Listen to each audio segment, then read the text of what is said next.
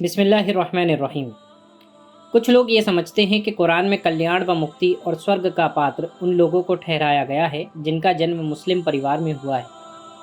यह भी एक बड़ा भ्रम और गलतफहमी है।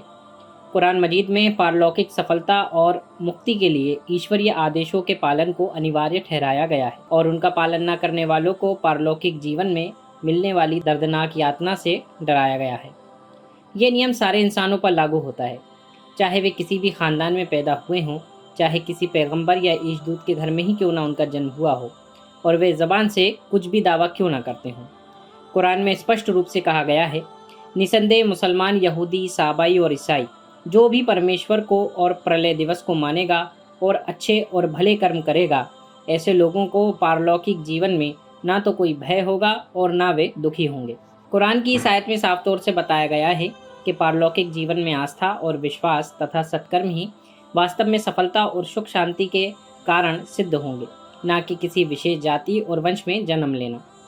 कुरान में कई अन्य जगहों पर भी ऐसे लोगों के बारे में जो केवल ज़बान से आस्तिक होने का दावा करते हैं परंतु वास्तव में वे आस्तिक और धार्मिक नहीं हैं, कहा गया है, कुछ लोग ऐसे हैं जो कहते हैं कि हम परमेश्वर में विश्वास और आस्था रखते हैं और प्रलय दिवस में भी, हालांकि वास्तव में वे आस्था नहीं रखते। इसी तरह कुरान में एक स्थान पर कहा गया है, गवाह है ज़माना कि वास्तव में मनुष्य घाटे में हैं, सिवाय उन लोगों के जो आस्थावान हैं और सत्कर्म करते हैं, एक दूसरे को सत्य का उपदेश करते हैं और एक दूसरे को धैर्य का उपदेश करते हैं। वास्तव में कुरान के अनुसार पारलौकिक कल्याण और मुक्ति के लिए अल्लाह पर ईमान रखना, आखिरत यानी परलोक पर ईमान रखना, नबियों यानी ईशदूतों पर ईमान रखना, इसके साथ ही अल्लाह के साथ किसी और को शरीक ना करना, यानी अल्लाह के साथ इबादत में, पूजा में, परस्तिश में, बंदगी में किसी को शामिल नहीं करना, यानी शिर्क से पाक रहना, ये पारलौकिक कल्याण और मुक्ति के साधन के तौर पे बताया गया है। कुरान मजीद की आयतें बताती हैं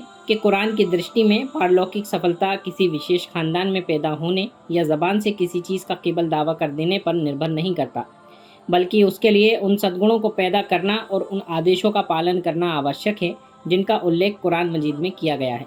और ये आदेश इंसान के पूरे जीवन से संबंध रखते हैं। उन्हें विस्तार से बयान करने का यहाँ अवसर नहीं है। अधिक जानकारी के लिए कुरान मजीद के हिंदी अनुवाद का अध्ययन करें। धन्यवाद।